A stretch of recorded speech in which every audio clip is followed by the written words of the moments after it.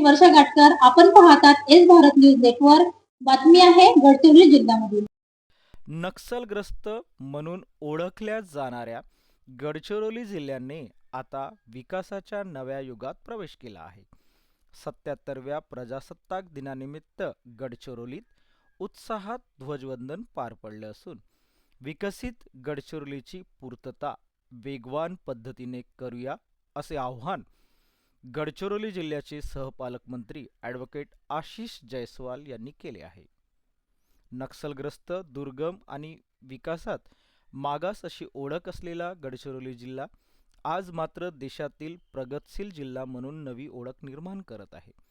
77व्या प्रजासत्ताक दिनानिमित्त आयोजित मुख्य शासकीय ध्वजवंदना समारंभात महाराष्ट्र राज्याचे सहपालकमंत्री ॲडव्होकेट आशिष जयस्वाल यांनी ध्वजवंदन केले.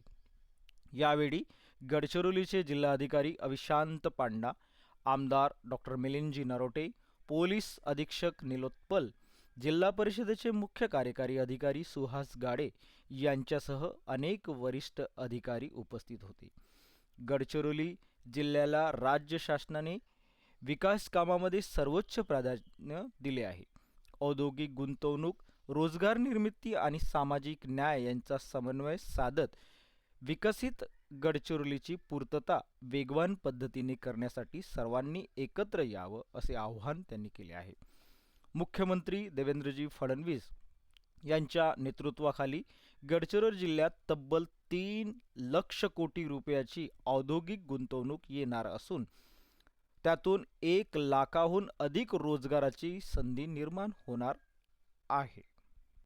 अशाच नवनवीन घडामोडी पाहण्यासाठी आमच्या YouTube चॅनलला लाईक करा, शेअर करा आणि सबस्क्राईब करा. जोहार.